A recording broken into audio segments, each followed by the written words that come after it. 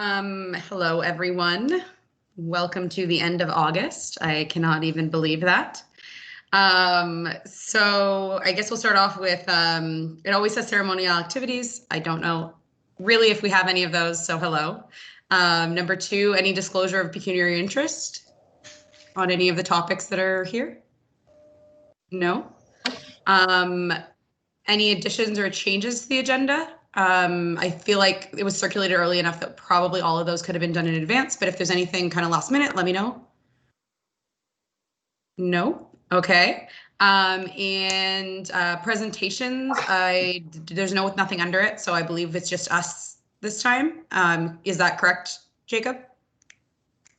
Yeah, unless anybody has anything else. Yeah, there's nothing to change or no additions from my end. Okay. And then approval, a correction to meeting minutes.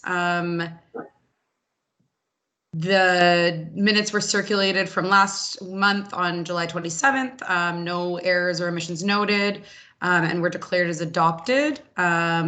So do we need someone to move it? That's correct. Yes, okay. That's correct. Anyone volunteer? I will. I'll move it. Okay. All right. So we only need one. We'll remember that. I keep forgetting that. So just one. So we're good there. Okay. So wait, I lost everyone. All right. Sorry, so Michelle, communication. That moved. My mouse was. I had you guys down for a minute because I was getting ready to record it. Who was that moved? Chantel. Okay. Chantel. I always, every time I mix it up. Chantel. Okay. I correct myself. I have like 3 Chantels in my life, and it confuses me, but I will promise next time I'll remember. So communications, the Norfolk County Economic Recovery Task Force update. Since Chris isn't here, I can do that one because I was at the meeting. Moving forward, we're going to have a communications part of all of our meetings regarding that, just so I can provide you guys with an update of any developments, get some feedback from you guys on things to bring forward to them.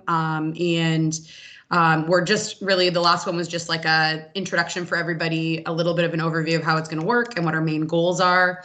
It appears like our main goals are going to be just surrounding the government funding and identifying projects based on feedback from the community that we'd love, like that Norfolk County wants to focus on.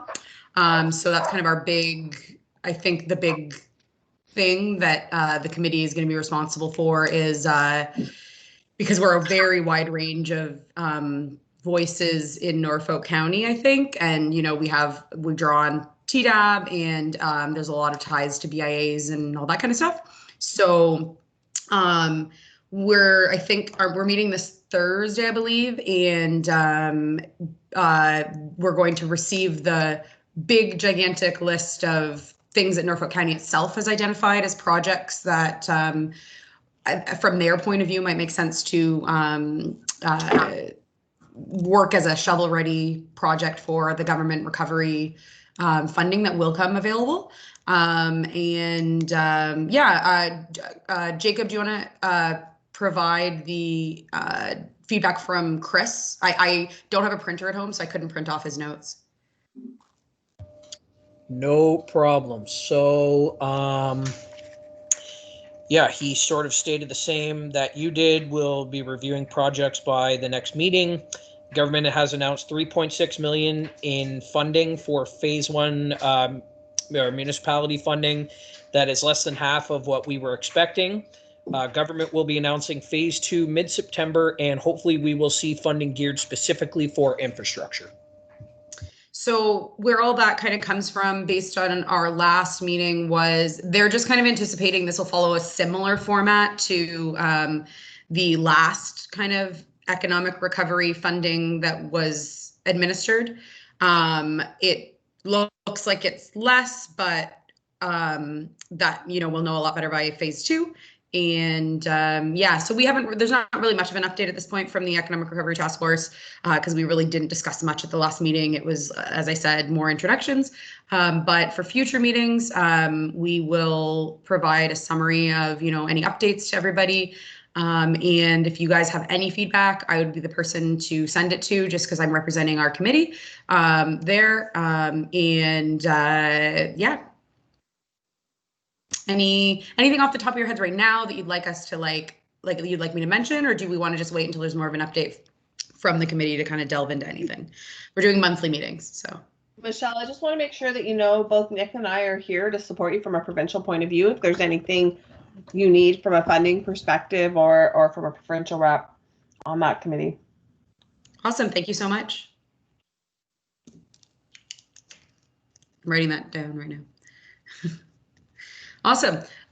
So I assume with no one else interjecting now, interrupt me if you have some feedback. Hi there. Oh, hi. Hi there. It's Christine from Venture Norfolk. Okay. I was just thanks for the offer of the support, Laura and Nick. I think there's some projects that might be worth investigating. Now, the number. Can you just repeat the number?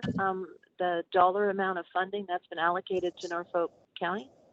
Is it allocated to Norfolk County or is it just allocated in general? I'll just read what he's got here. The government has announced 3.6 million funding in phase 1 municipal funding. That is less than half of what we were expecting. That's his exact. I believe that's actually specifically allocated to Norfolk. I believe that's what he's indicating. Yes. Yeah. Okay.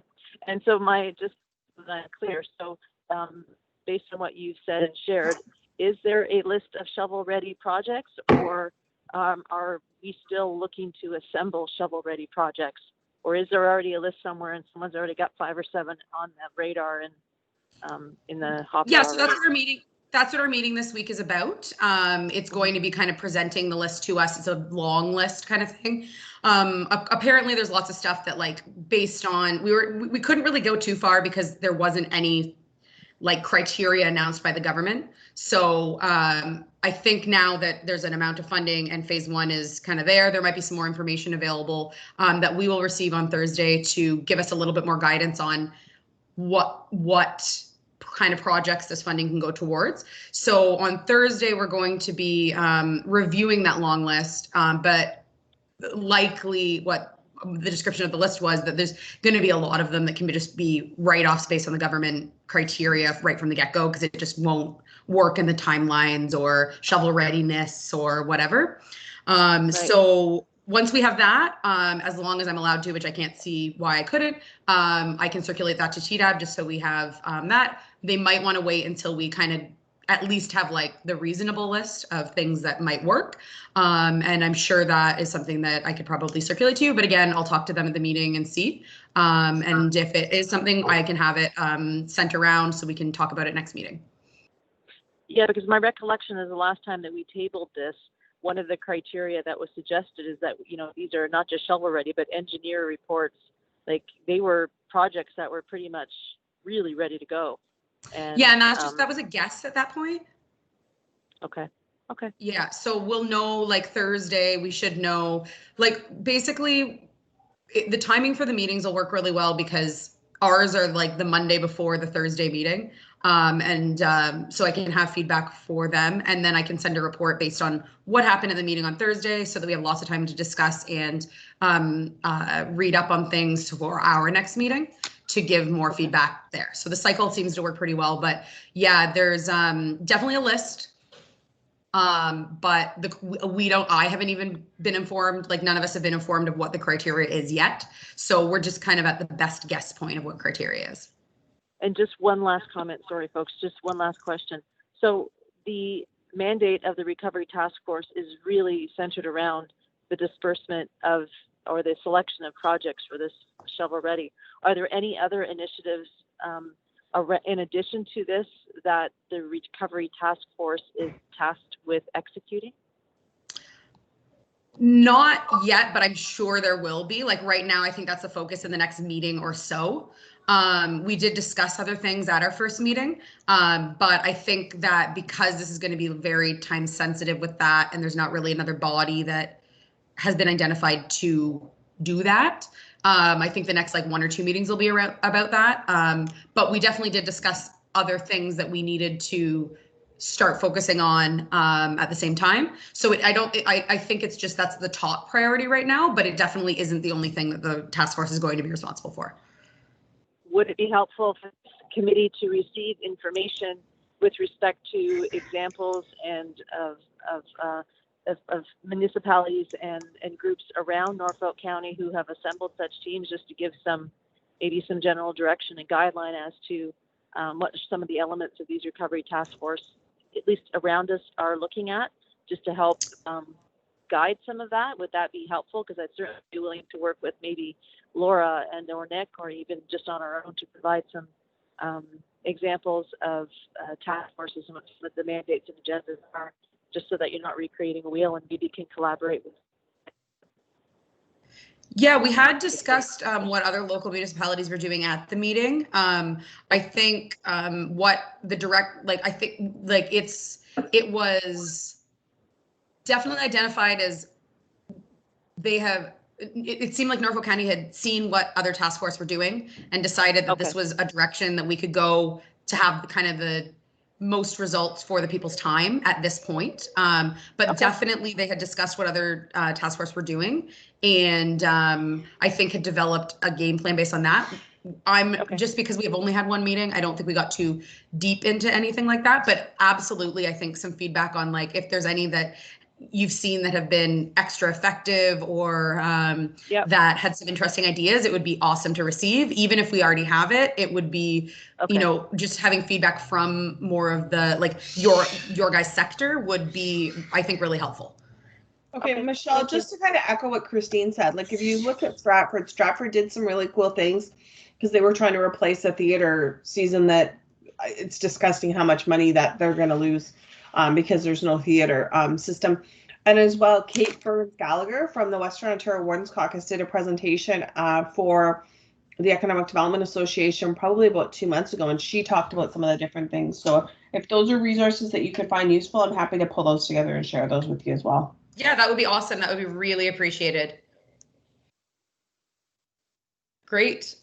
So anyone else have anything specific to the Economic Recovery Task Force that, like, feel free if you want to just shoot me an email, like whether it's something like from your, personal feedback, whether it's something that you think, we should discuss as TEDAB to put forth to the Economic Recovery Task Force. I'm happy to kind of take any feedback I can get and go with that. So. Hi, board member Rabbits here, Ian. A question I have is for their meetings, they're occurring monthly. So Michelle, do we have an opportunity where you're almost reporting back to the board after you've had a meeting with them each month? Are they before us in the? Yeah, so that was my plan of adding a communications point to every one of our meetings on the Economic Recovery Task Force. So we are this month, we're the 4th Monday of the month, and they're the 4th Thursday of the month. So we're the same week at the start of the week, but we don't have a really hard and fast agenda from my understanding. So if I had some feedback from our Monday meeting, I'm pretty sure I could email it over to have it added, or I could just have 5 minutes to talk to everybody about tourism and our board's feedback or anything like that. That's great, Michelle. Some thoughts I have early on is, as a board, we need to think about some of the things that we need in our recovery, or maybe that we've lost as a result of restructuring, or just the point that we're at Norfolk County, that would require an investment dollar. A lot of it's with ads, a lot of it's with promoting Norfolk Counties, with the tourism and the business development side, trying to draw businesses in and sort of doing that vacant storefront tour, or hosting the bloggers, or showing folks around. And that takes an investment, that takes money, but it's not infrastructure. It's not like a shovel ready project, right? But that's part of our recovery, is trying to demonstrate that there is still an industry here with regards to tourism, and there's still businesses here that are, needing that recovery as a focus, but are still trying to adjust to the new normal, right? And dollars spent there, I feel, would be wise, but it's not an investment in terms of hard capital, in terms of infrastructure.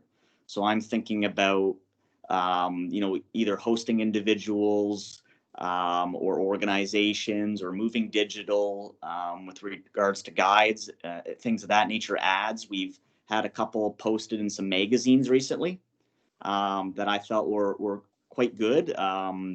Jacob may be able to share that with us. I was hoping Chris would be here, not realizing we finally gave poor guy an opportunity to have some time off. We all need that this summer. We've all been working very hard. So when he comes back, he'll be able to share some content that we got out with regards to ads and marketing. But I'm thinking about shovel-ready projects, and I challenge our board to think about those types of projects that might be infrastructure focused, such as we talked about paid parking. I know putting even a meter in, or actually investigating what having a municipal parking lot would entail would require quite a cost and infrastructure. And we're not even at traffic studies and engineer reports. So we may have missed the ball on some of these shovel-ready projects or hard infrastructure that I'm thinking of. But there's other great announcements that I feel we could piggyback on. SCORE has just announced our new transit system that's connecting us to Ingersoll and connecting us to Brantford and some of the larger urban centers, starting to move those folks around. And there's some money that needs to be spent there, and it seems somewhat trivial, maybe even, but in terms of signage, getting the new transit logo on all of our Ride Norfolk. And we've talked earlier about shuttle services and the fact that we need to do a better job of moving people around. And that might be an opportunity as a board where we can say, we're going down this route of either paid parking potentially. We have a local transit system that's just been connected with a broader one, and maybe there's some opportunity for us to apply for some funding there, so we can just continue to see our local transit system thrive. I'm just sort of spitballing a few hard infrastructure ideas, but I feel those are the shovel-ready projects, so to speak, that they're looking for. They're probably looking like for a mega build, or a build on a property or something tangible like that. But there's other types of investments that you could say are shovel ready that aren't budgeted for in Norfolk County. And if we want to just do the bare minimum, we could do that. But if we wanted to actually offer something and get some grant money for that, this is a good opportunity for us to make an argument for it. I think as a board, we need to think about tourism. We need to think about economic development from our end. And I don't have a short list of projects that are shovel ready. So I think that's our challenge, to come up with that list, or even go back to the board and admit to CERT that we're exploring these different ideas, but we don't have something shovel ready right now. Is there any projects that you think our committee could become involved with? Because I think that we're looking for a job. So those are just sort of my comments to the board, and as a group, I think there's some potential there for us to have a successful application if we really target and focus our efforts. Yeah, I think definitely once we have the list and we've kind of went through things that make sense for Norfolk County, just from the overall kind of dwindle the gigantic list down to something reasonable. I think that our committee really should give some feedback on those specific items, because we'll have a very different, I think as a group, we could have a very different kind of focus on, we might not be saying, well, let's try and get the water system in Norfolk County upgraded. We might be saying, well, let's, repurpose this existing building that the county has into something for, we'll be focusing on more tourism and creative options, I would expect, based on all of our conversations and all of the people on the committee. And I think that there'll be some really good feedback from this group on those items. So I think next meeting, we would allocate a fair amount of time to discussing those different options on what's on that list, and knowing the framework that we're going to be evaluating, that these projects will be evaluated by the government when we apply for funding, kind of things. So Well, I think if I could interject, I would agree with Councillor Rabbit in that, Ian, I think we have, as a group, TEDAB did make a recommendation the last time we met regarding the parking situation and the tourism. The people who are flocking to the beach communities within Norfolk County, we did make a recommendation to council that we should seriously take a look at paid parking. Paid parking would solve a few things. Number one, we'd have an infrastructure in place to capture revenue from this flocking of people leaving any area to come into Norfolk County, because right now they can come in and out of our county to enjoy the many natural resources that are here, but we're not really getting any monetary value from it. One could argue, yeah, they'll come back and maybe use a restaurant or not, but if the infrastructure, like two things, and I think Ian, you were bang on, signage for the trails, signage for like Lynn Valley Trail, some of these natural resources that we have within Norfolk County, that if they're marketed to the family type folks who are looking for cheap, outdoor, COVID friendly, no worrying about socially running into each other, ride a bike trail and park your car, and then we can at least get some benefit from that, even with just projects like paid parking. I think that to me is a very easy, simple win. It's shovel ready. You don't need an engineering report to put a meter in a ground. And then, we can at least start to recoup some of the some money in the county from people who are going outside. Even if they don't buy a single French fry, at least we get something from them when they come here. For sure, absolutely. Michelle, just to understand, I keep not mute.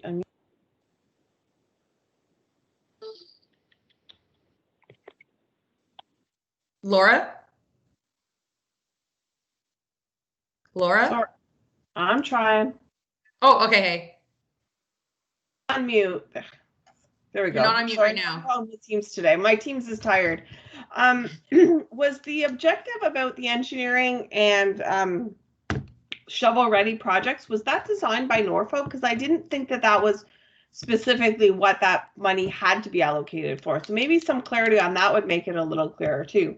Yeah, so that's what I kind of meant from the get-go, is like that was what we guessed. And so that's why we can't really go too in depth into discussing a lot of this until we have the list and we have until we have the list and we have the criteria from the government, which in my understanding, it might be there, but we don't even have it as our economic recovery task force released to us. It hasn't been sent around.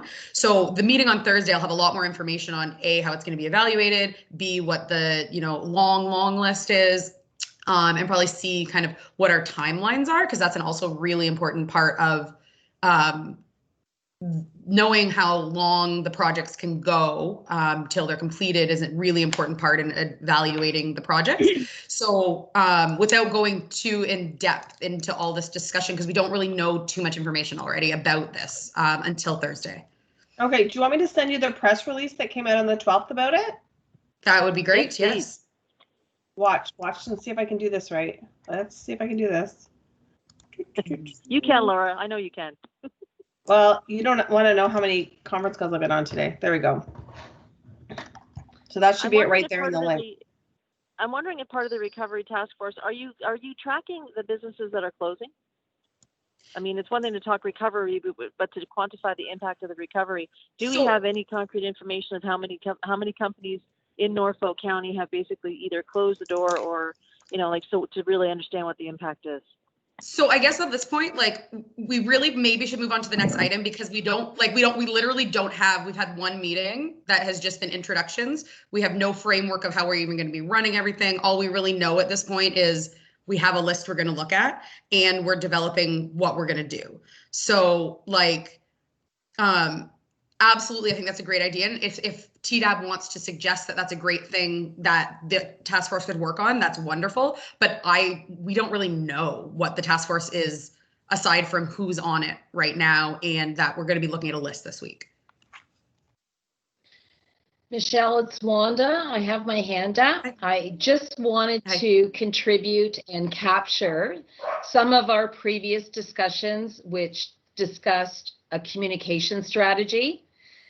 Some of the points that Councillor Rabbits had mentioned, some of the documents that we had also shared in June when we were voluntarily meeting captured some of those ideas, which I think could be married into a communication strategy. So I just really didn't want that to be lost. I know you're waiting for detail and criteria. So I would like to have that minuted if we could, Jacob, just to identify that would be key. I think it talks to so many points. So Great. thanks. Thanks, Wanda. Good memory. Okay, anybody else have anything on so basically if you have, maybe how it would be best to do is if you have individual feedback on things that you think that the Economic Recovery Task Force would be good ideas for us to, maybe be in charge of or to focus on or whatever, email them to me and I can compile a list. And if I'm seeing like more than one person is suggesting the same thing, or, some ideas are really like taken up by the Economic Recovery Task Force, I float some of the things we have. We can maybe discuss in greater length together at the next meeting, or I can at least circulate before the next meeting, add as an agenda item. I think after I have more information, like I can circulate everything I'm allowed to from the Economic Recovery Task Force, which I assume is everything because it's a public meeting like this. But I can circulate everything I have from that. And if that sparks any ideas from your end, it would be absolutely great to hear. Okay, so is anything else about the Economic Recovery Task Force? And CERT, I guess. Okay, if not, so B is, I think we pretty much covered. Yeah. Shell, sorry, we would just need to receive his information as well and get a mover. Okay, so do I say that and then someone moves it? Correct. Okay, so I'm receiving his information. The communications from our June meeting regarding focuses for an Economic Recovery Task Force and ideas that we've discussed as a group. Is that correct, Wanda? That is accurate. Okay. I can certainly recirculate the document if that's helpful. Yep. And then who would like to move that?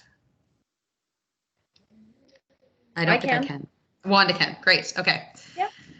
Awesome. Sounds good. Thanks, Wanda.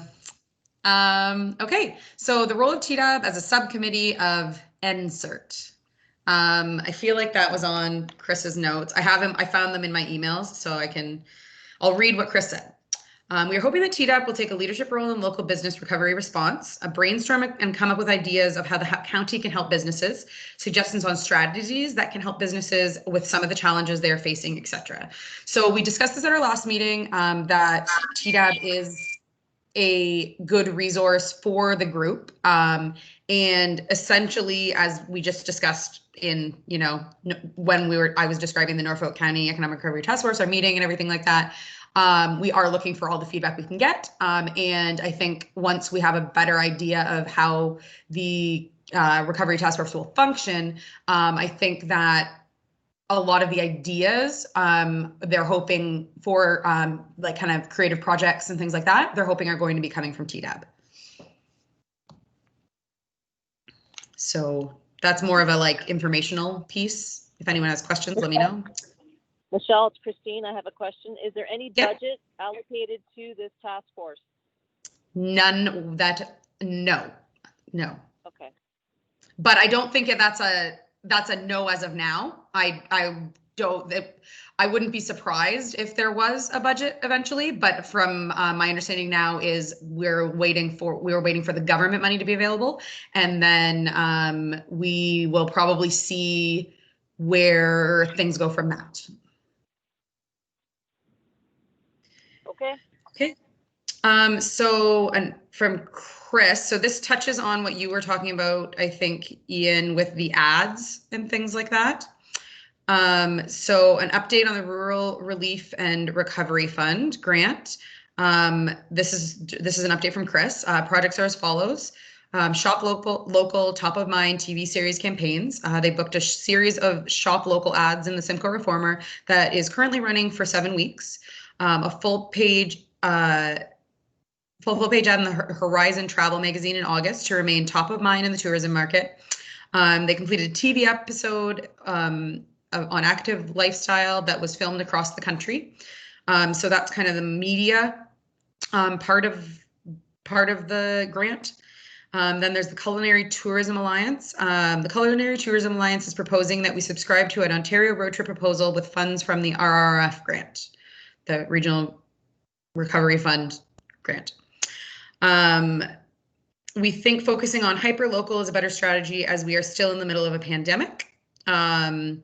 Then the PPE grant. We have heard of the possibility of an extension to the grant fund specifically to assist businesses to purchase PPE.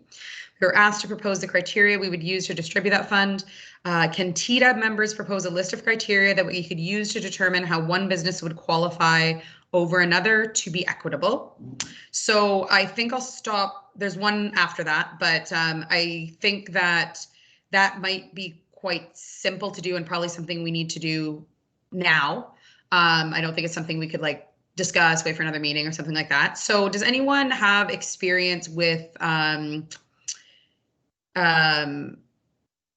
any previous PPE grants, or anyone have any knowledge about criteria that's been used for other ones or ideas?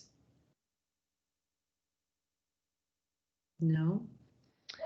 Wanda here. I haven't had time to apply for a PPE grant that I did. I have it on my to-do list, so I am happy to dig that out and share the criteria. Yeah, that could be helpful and a time saver to everyone.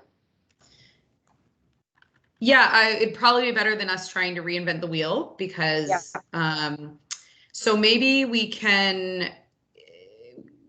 I think that would be something that would probably be good to get back to Chris with sooner rather than later. So maybe, do you think we could circulate that via email and following this meeting and approve it together? Is that something we're allowed to do that way, Jacob, or no? Sorry, run that by me again. I just want to make sure that, like, basically, like, we could come up with a criteria right now, but criteria probably exists in other places. So instead of kind of reinventing the wheel, Wanda has volunteered to circulate some criteria from a PPE grant that she has. Could we send some feedback to that via email and come up with our recommendation that way? Or does it have to be something we decide on and discuss in a meeting? so what I would do is say that Wanda is going to circulate, and then members are going to discuss, and then we can bring that back to the next meeting as well. But yes, if we can make that decision, we can make decisions, via email with a vote or something along those lines. But what I would say is, for the record, have Wanda circulate, and then members are invited to then, utilize that information, and then whatever happens with that, we can bring that back to next month's meeting, I think. Great. Could we get a timeline of when Chris would need that? Because I mean, if it's a PPE grant, it's probably, like, in my mind, it might be something that's like reasonably time sensitive. So it might actually be something he might need before the next meeting is all I'm thinking. But what we can do is you guys can then instruct staff, i.e. me, to be in touch with Chris to make sure we nailed down that timeline, and so that everybody knows when we need it by. Great. Okay, so I have Christine here. I have a question. Yeah. Who is administering the grant? Is this county staff? The county. So the county will be using some kind of a criteria matrix, and they will be administering that. Yeah, that's why they're asking us to come up with a criteria if we can. Okay, so Michelle, I just provided a link for what Rural Oxford did, and so if you click on their link, Rural Oxford Economic Development, in conjunction with the Chamber, did like a safe starter kit. So they did a subsidized kit for companies that includes a bunch of PPE. And that's the only example I know of a municipality that's used it so far. PPE, is it all one? The link didn't work, so I'm gonna try one more time. Okay, so that link didn't work. But okay, so then maybe it's not as time sensitive as I'm thinking, if there isn't any other like places off the top of our heads that are already using it. But I mean, to me, the sooner you can get something like that, the better use it will have. So hopefully it could wait till the next meeting so we have lots of time to discuss, but if not, we can talk about how to vote via email. But so Wanda, if you could circulate that and when you find it, that would be great. If anyone else happens to come across another one, we could circulate as well. But other than that, we'll kind of start with what the document Wanda provides. And if Jacob, if you could get some feedback from Chris on how time sensitive these criteria are, like whether he was expecting us to come out of this meeting with criteria, that would be great.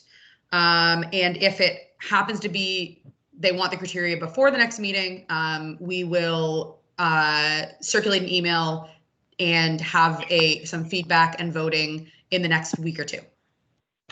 Yep. No, I would venture to guess that if he needed something, he would have mentioned that in his email to us, Michelle. So I'm thinking we've got a little bit of time, but I will absolutely email him tomorrow and make sure that I confirm that with you guys.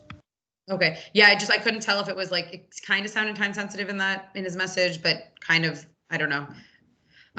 Okay, cool. Sounds good. I can see. I have a question. Sorry, Michelle. Yes, go ahead. With respect to the PPE grant, is it possible in the spirit of supporting local businesses and economic development, is it possible or does a list exist of any providers, manufacturers, suppliers of PPE in Norfolk County, that if we at least put a grant together that someone was qualified for a grant, here's a list of companies locally to buy this equipment from to help support local? So, Christine, you can go to ontario.ca/PPE and search for your PPE needs. You can search for if they're Ontario providers, and I believe now you can search by geographic area, though that gets to be a bit of a pain when we're trying to do a county. In most cases, I find with the province's system, but that should be able to at least help you a little bit. Yeah, because like if it's a grant, and again, I don't know how to structure it. So is the grant, here's X amount of dollars for towards the purchase of PPE, and if you qualify for a $5,000 grant, you have to supply invoices to the tune of $5,000. I'd say, well, if that's the case, I'd love the $5,000 invoices to be invoices of local companies. That's all. Yeah, I totally agree. Or at least Ontario providers, right? So absolutely, but yeah, being greedy for the businesses. Businesses have already spent.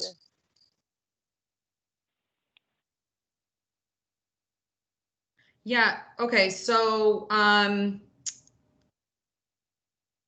it would be good also to get information that would actually probably help to have the criteria of how he's asking for criteria based on how one business would qualify over another. So it would actually be great to know the grant stipulations. So, amounts maybe, and there's probably something that kind of, I would assume there's something overall that might have been provided when the grant was given out. Or is it just kind of a blank check if there's anything, like that the government gave to the municipality?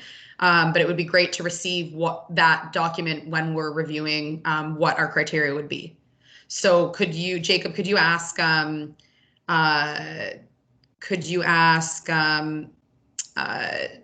Chris to circulate kind of what the PPE grant is from the government side, what he's received on the information about the grant itself, just so we have that when we're reviewing criteria? Absolutely. Great. So Chris, timelines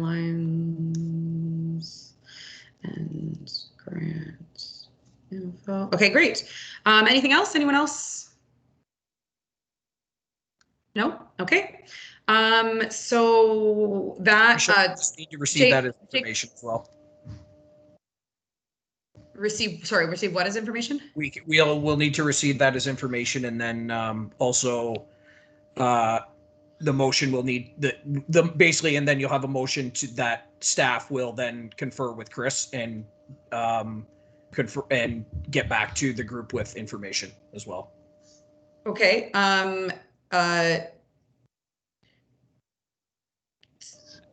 So, yeah, okay, sorry, this is like way more formalized than I previously I'm sure Council Rabbits can help. That's okay. Ian here. I'll move what Jacob had just articulated. That will move the information that we had received, and we'll also direct staff to report back to TEDAB with an information report so it can inform our next discussion. Great. Okay, so you moved it, and so we're done. Is that the formal we need? Jacob? I think technically you have to vote on it. If no one is opposed, it would be carried. Okay. How do we vote? Like, you could basically just say, "And is anyone opposed?" Okay. Is anyone opposed? Motion carried. Okay. I guess the last thing from Chris's notes were the Digital Main Street grant. Hi, Nick. Hi. The last thing were Digital Main Street grant. They've started the process for applying for the grant, and TEDAB will lead the charge in helping select the businesses to benefit from the program. Sorry, just for the last one, Jacob, can you add those items to our action item list? Sure can. Thanks.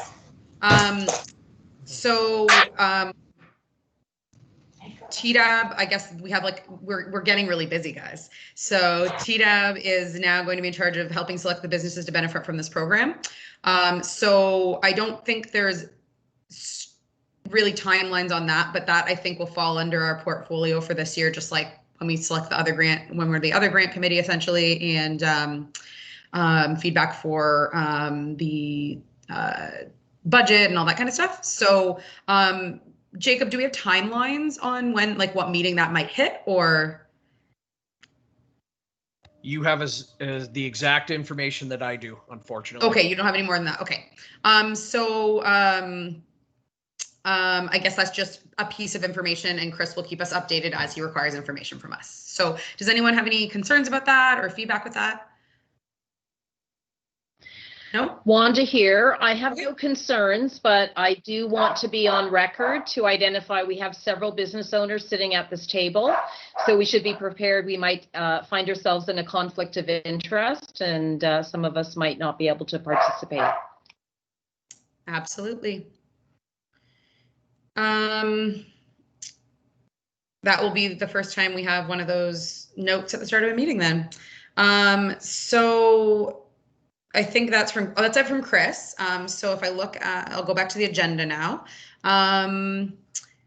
Digital Main Street grant. Then did everyone receive or have a chance to review the Tourism Industry Association of Ontario COVID-19 survey?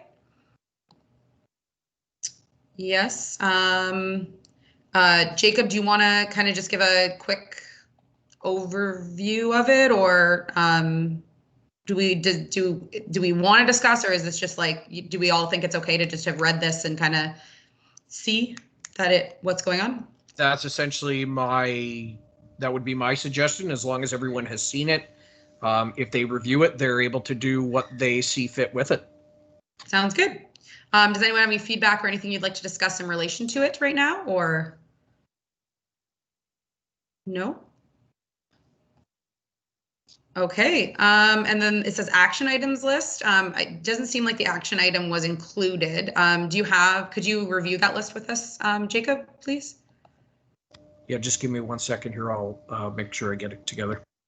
Thanks.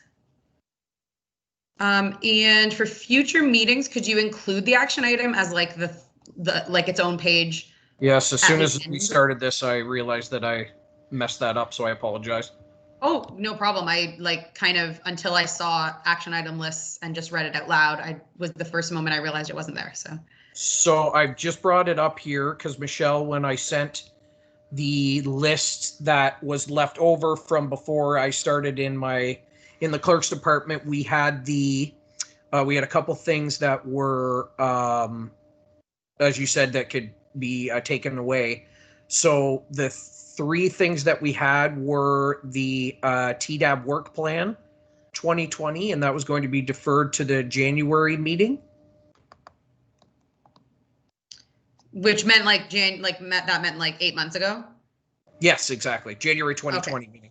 I'm gonna see if it was basically, I just took a photo of this, but I will see if I can circulate it.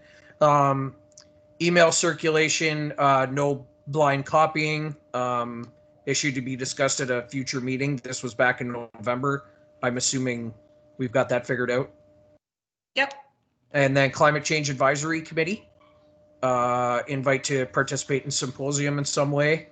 That might be, that's kind of a old world thing versus the new world. Yep. And then, of course, what we've been talking about here this evening, I can circulate that, but it wasn't a lot of pressing things. If Okay. and you know what, I've got a couple other here. Climate change advisory. Recruiting new members was one of the things that we were going to look at, and I would have a quick update. My colleague and I are going through a number of our committee boards and committees, and what we do every year, I'm assuming you would know, most of you guys would know, that we see which committees and boards need new members, and we put out an advertisement for applications. So I made a point to put in there that because we're looking for a youth member, and we need one, we can use more senior members as well, correct? Yeah, we do need, I think, 2 more. Is that correct? We had 2 people drop out, I think, this year. Yeah, I believe. Yeah, I would have to double check that, but I believe you're correct. So that will be going out in the fall, and when I say in the fall, like early in the fall, because we've basically gathered all of the groups that we need. There's just a couple logistical ones. We're not sure if some of the groups are going to continue, or sometimes we have trouble getting in touch with them as well. So, but I have us on there. That's not an issue. So we will make sure that that gets out. I have the economic recovery, create an action item list of infrastructure capital projects to be submitted to the task force for consideration, and then parking solutions. And we had encouraged staff, or we will be encouraging staff, as we have already spoke about, to investigate the paid parking solutions as well.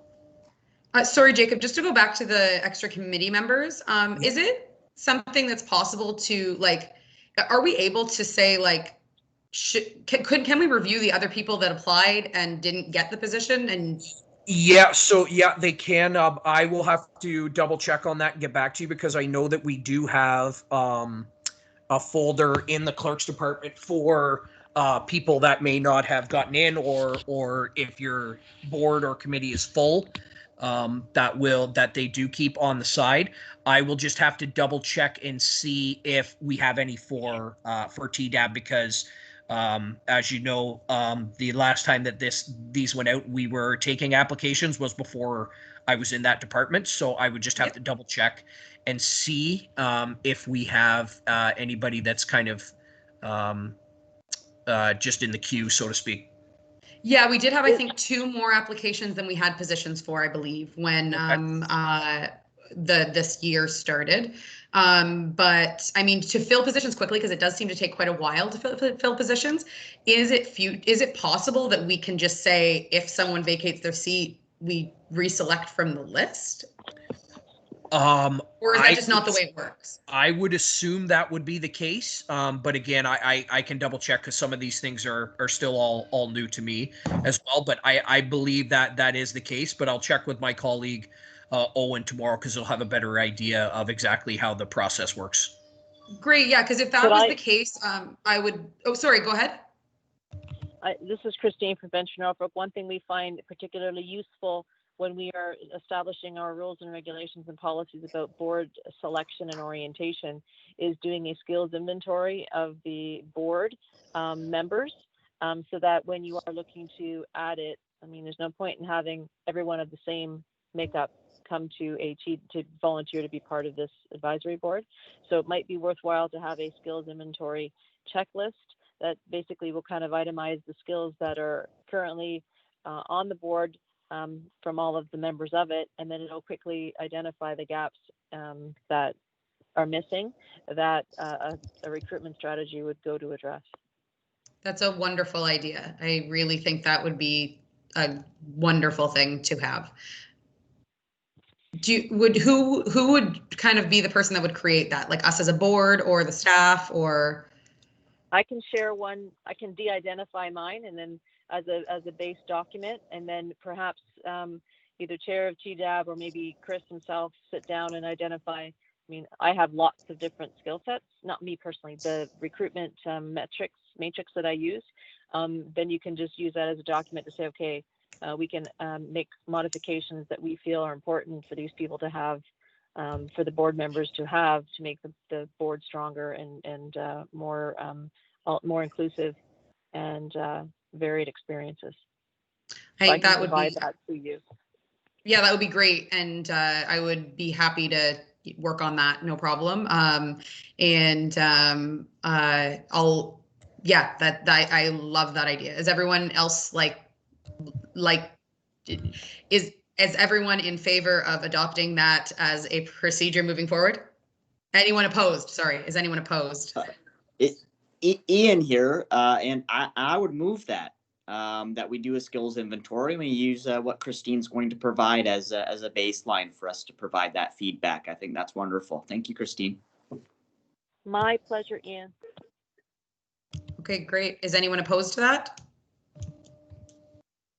Wonderful. Okay, so let me see, where are we at the agenda? I went back into faces instead of agenda. Jacob, could you add that to our action items list, please? And I guess I can be in charge of kind of moving it forward. Yeah, of course you would ask me to change it right after I just posted it in the group chat, but yes, I can absolutely. Oh, sorry. No, that's okay. It was just uploading. I was just about to press enter, but yes, I have made a note that we will go through. We'll put together kind of a, exactly. Basically, you guys can give us a kind of a resume and where you're coming from, and we'll go from there. But we'll wait till that's circulated and see if you guys want to work with that format.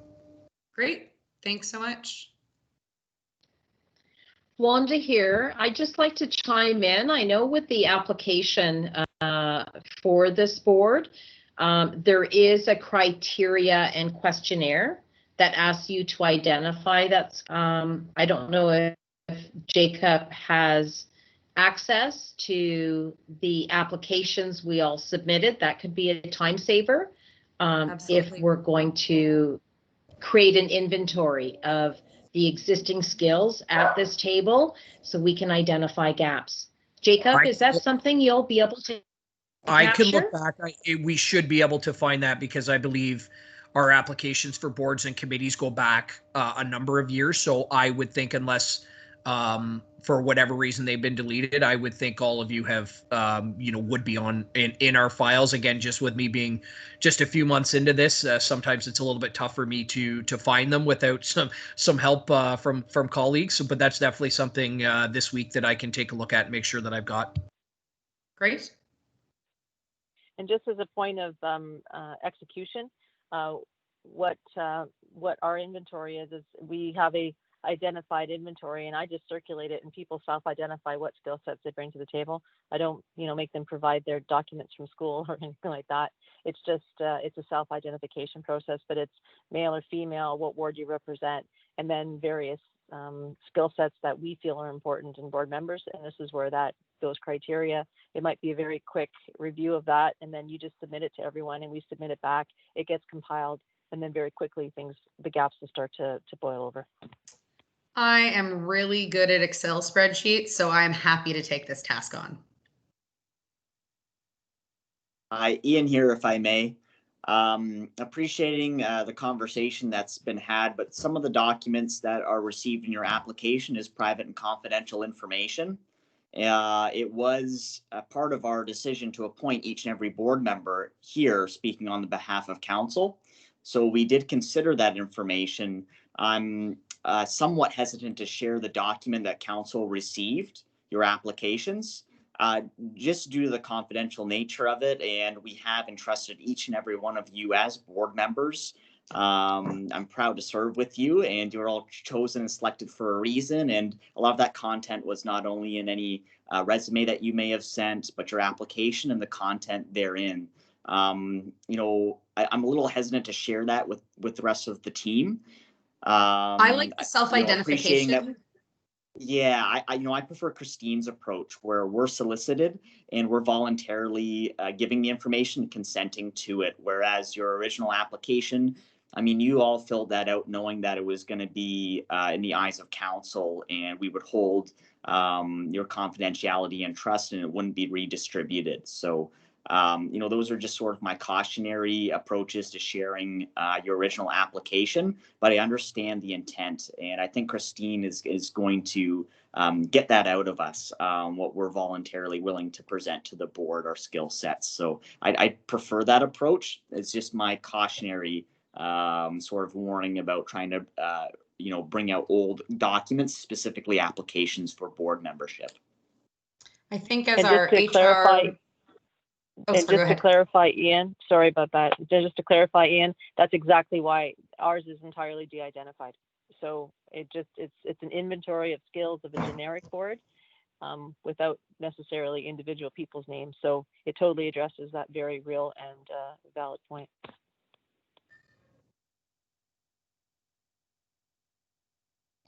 Great.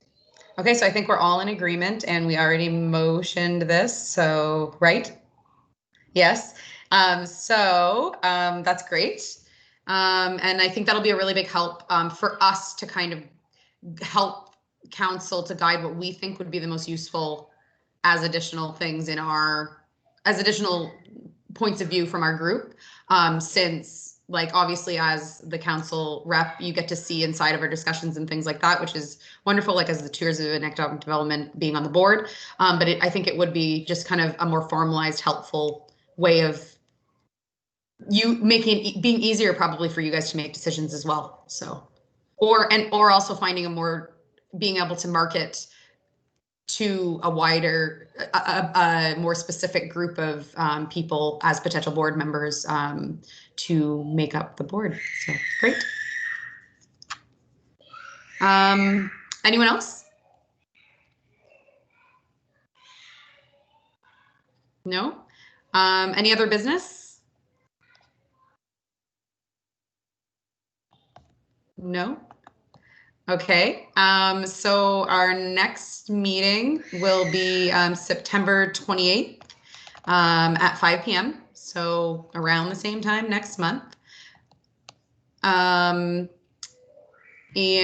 yeah. Oh, sorry, Michelle. I didn't realize we were that far already. Sorry, other business. I had sent you an email to Michelle. I'm not sure if you had talked about it yet, but just wondering about, can you hear me? You're good? Yes, I can hear you. Oh, but anyway, just around signage. Like we were out and about in the county as a family. We noticed some inconsistent signage, and understanding that, businesses are just responding to trying to find their way and what the rules are and trying to direct traffic at their business. But some of it, like as far as tourism goes, some of it seemed quite unwelcoming. And so I'm not sure, where that might go, or if that can go back to our business organizations to, send out some guidelines, that sort of thing, like some polite signage around what the rules are for their business and how people are to, what they can touch or not touch, or where they can go and they can't go, that sort of thing. I don't know if anyone else has seen any of that or experienced it. Laura, I think that PPE self-starter kit that you had shared, the items of, I think that is like, that could be a useful tool for addressing what you're talking about, Nick. I think you joined after she shared that, possibly. Okay. But it was obviously, there was a lot more to it than that. But it included things like 4 laminated public health signs, 3 circular floor decals, so kind of recognizable similar looking or exactly the same looking things that are available as a pack for different businesses in the area. I mean, for a lot of businesses, they've already done that. But to me, those kind of things coming from an organization that all looks the same would be a lot more professional looking for a lot of businesses that might replace some of the, hand-drawn cardboard signs. Right. Yeah, and right. like, for example, Michelle, Huron County did a return to work, or they had like, we're reopened for business strategy. So they had standardized signs that people could publish if they participated in like a fairly short online course that they ran. Yeah, and I mean, okay, I'm sorry, I'm reading the link that Ian just sent. And it's just that also I believe the county has received a fair chunk of money to do promotion and marketing from the tourism end of things. So, at the other end, it's being prepared for that, right, as well. Being welcoming to these people who we're trying to attract into our region. Yes, absolutely. Anyone have any feedback on that, or just? Maybe I'm just oversensitive. That could be, Nick. It's Christine. I'm just teasing. I don't think you are. I think part of I'm all for welcoming people into Norfolk County, absolutely. But we need more than just looky-loos. We need people who are going to responsibly spend money and leave money. And if they're just coming in for a quick ride through, drive through, or a quick day visit and leave, part of what I'm really encouraged by the Recovery Task Force is if we put together a strategy that we're finding a way to engage with these people to bring them into the county for a meaningful exchange where they actually leave dollars in Norfolk County on their way out. Not just, and we had a rather interesting conversation the last time we talked about, for example, the paid parking in the beach areas. Just having people come through the county to leave garbage behind and speed through and behave badly and leave. And we, I don't think really we're doing our businesses or our residents any favors by saying, gee, thank you for crapping up the beaches and not putting garbage away and leaving and contributing to unsafe, like boating, swimming situations. We're not doing us any favors, but if we find a way to put a strategy together where, for example, if there's money for signage, then the signage should be on some of the trails and some of the public areas that's uniform and welcoming and gives very explicit instruction on what the behavior is, like what are we allowing in a COVID environment in Norfolk County. And conversely, we're able to at least generate some parking revenue from that or some kind of dollars, because just coming in and leaving, it's using us and we're not benefiting from it from an economic sense.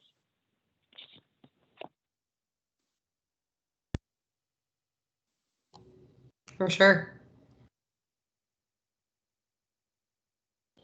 Do we want to make a motion to council to recommend a cohesive plan of signage, or are we kind of not there yet, do we think?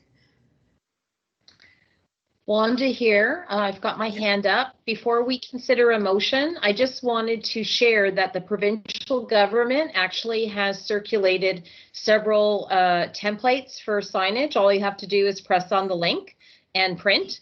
It is out there. And I know that we have business owners who might not be patching into all those wonderful resources that are already out there. So I don't know. And Nick, I have not seen the signage you're referring to. So I just wanted to share. I know that there is existing professional signage. All you have to do is press print, and you need to visit the category or industry that your business represents, and it will be tailored signage. So I'm not sure what kind of deep dive we need to consider regarding time and resources on this. Nick, can you maybe share a little bit more about your observations? Yeah, no, and I agree, Wanda. I think the resources are out there, as you say. And Laura, a good example with Huron County, like you say, they have some branding going along with their campaign. And yeah, I mean, it takes, like you said, it's not everybody's just trying to respond and do the right thing and run their business. They may not have the same amount of time or energy to spend looking for these things, but just may need some guidance. And so, again, I'm not sure where that comes from. If, to me, it would be the business organizations. But yeah, I mean, we were at a, getting some takeout, and it was in bold letters, "Do not touch this counter." I'm like, whoa, okay, really? And then, there was some areas that you couldn't go in. There was some really shoddy fencing, some police tape, like it just, and the sign was just terrible. Like, I just thought, and again, I just had that first impressions, that first impressions program that OMAFRA has. And I thought, okay, first impressions, like if you're coming here and you're seeing this, then, what's your first impression? Are you going to be inspired to spend your money and leave your money here? Are you, inspired to come back? That sort of thing, right? So it just was a bit off-putting. And the other part of that is there's going to be some really good lessons learned from things that worked for people and things that didn't work for people. And, I think there's going to be that opportunity to share that going forward. So, and it is a point in time. I get that too. So. So again, I'm not sure if we can send communication out maybe to the different business organizations, or if, again, I don't see Chris is here, I don't think, right? But whether the county is planning something along the lines of common branded signage, that would be one way to execute that. Or even printed of the existing signage that Wanda's talking about, just for those who aren't doing it themselves. Sure. Mm-hmm. Yeah. Are the county offices open? Is Norfolk County, like the offices of Robinson Street, are they open to the public now? The office on Robinson Street is open. The office in the main county office building is not open to the public, only by appointment. Okay, thank you. Hello, Ian here. I've just sent a link to our new customer service project. So we do have RAB, as we call it, Robinson Administration Building, is open to the public.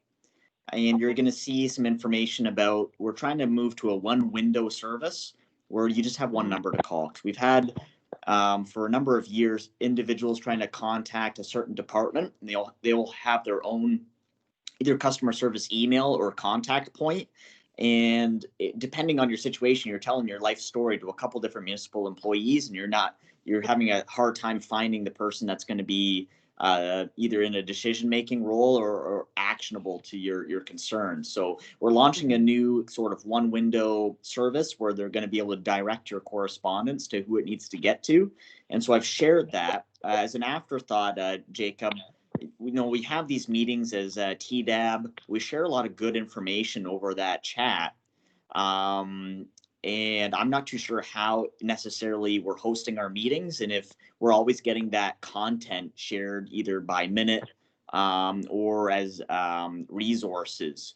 So that might be a process improvement moving forward for our meetings. If we can have a way of having the county either host the meetings or at least have a way of sharing what's in the chat before we all close down, we call it a day. We go home, and it's kind of up to board members to try to capture those links and the different things they want to follow up on their own. It'd be nice for a way for us to sort of have a debrief after a meeting, Jacob, to see some of those links, or either to have a transcript of it so we can follow up. And I mean, if you can't hit the link and you can't get to the website and action it, at least you've got sort of a transcript so you can follow up with, hey, Ian, you sent me this thing. Can you send that again? It wouldn't be a hard thing for me to do. But I'd have to know that the person wanted it for me to do that, right? So if we could find a way maybe to get some of the chat into a document or to share those links, it'd be really beneficial for us as board members.